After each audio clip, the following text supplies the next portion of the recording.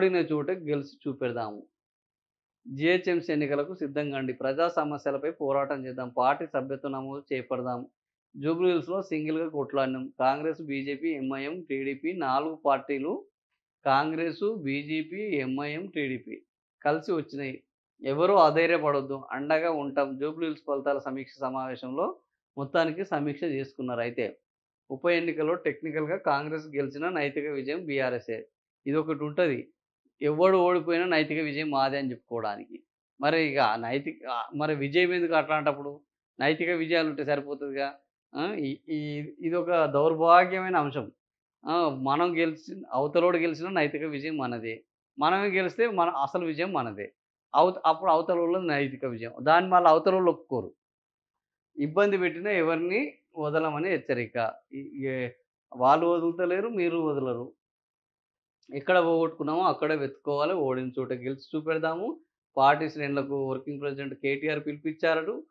GHMC ఎన్నికలకు ఇప్పటి నుంచిలా ground work start చేయాలి. ఎప్పుడు? ఫిబ్రవరి నాటికి ఉన్నది.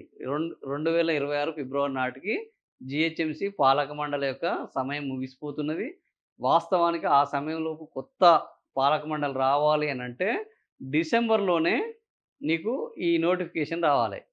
సో, డిసెంబర్‌లో ఇప్పుడు పంచాయతీ ఎన్నికలున్నాయి గాబట్టి, డిసెంబర్‌లో నోటిఫికేషన్ వచ్చే అవకాశమే లేదు. ఇక జనవరిలో ఇస్తామంటే, జనవరిలో ఎన్నికలయిపోతాయి. అప్పటికి వీళ్ళు సదురుకోవాలి. ఫిబ్రవరిలో అయితదంటే, ఫిబ్రవరిలో ఇప్పుడు ముఖ్యమంత్రి రేవంత్ రెడ్డి ఒక మాట జెప్పాడు. ఏంది? ఈ దసరా చీరలను మార్చి 1 నుంచెల్లి 8వ తేదీ వరకు ఈ దసరా అంటున్నా. ఇందిరమ్మ చీరలను హైదరాబాద్‌లో పంచుతామంటున్నాడు. ఈ హైదరాబాద్‌లో ఇందిరమ్మ చీరలను. ఎందుకు అనంటే, ఎవరైనా ఈ చీరలు ఎప్పుడు పంచుతారు? ఇప్పుడు గ్రామాల్లో చీరలు ఎందుకు పంచుతున్నారు? పంచాయతీ ఎన్నికలు. పంచాయతీ ఎన్నికలు ఉన్నందున గ్రామాల్లో ఈ చీరలను పంచుతున్నారు.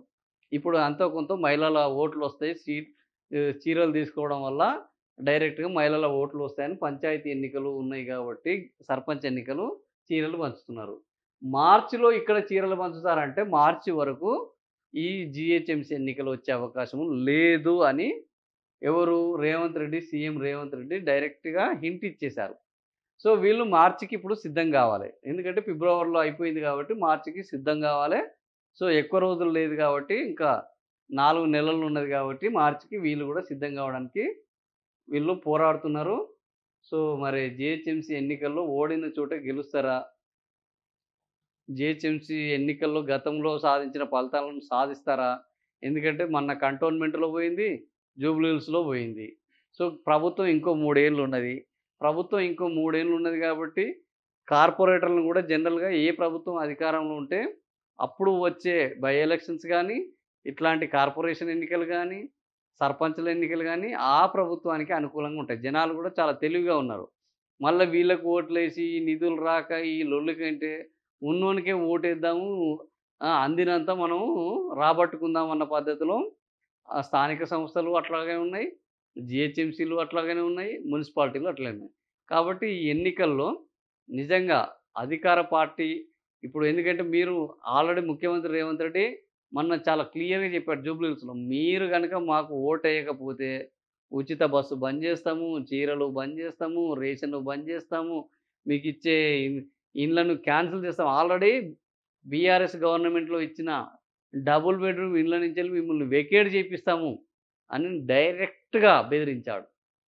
సో, ఇప్పుడు గూడా అదే బెదిరింపులు కొనసాగుతాయి. మీరు గనుక మమ్మల్ని గెలిపించలేదు అనుకో, మీ ఊరికి రూపాయి డబ్బులు రావు, మీ ఊరికి రోడ్డు రాదు, అంగన్వాడీ రాదు, మీ ఊరికి ఏ సంక్షేమ నిధులు, అభివృద్ధి పథకాలు ఒక్కటి కూడా రావు.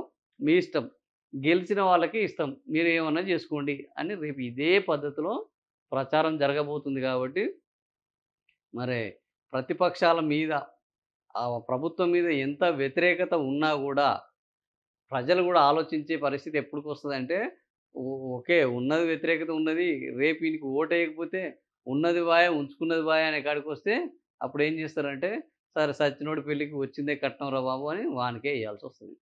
సో, ఇట్లాంటి పరిస్థితి మారాలి అనంటే జనాల్లో అదొక కసి మామూలుగా ఉండదు. అది ఫైర్ డిజైర్ అంటారు. అట్లాంటి కసి ఉంటే తప్ప ఇప్పుడు ఈ జీహెచ్ఎంసీ ఎన్నికల్లో గాని, సర్పంచ్ ఎన్నికల్లో గాని ప్రతిపక్షాలకు గౌరవప్రదమైన స్థానాలొచ్చే అవకాశం లేదు. మెజారిటీ వచ్చే అవకాశం లేదు.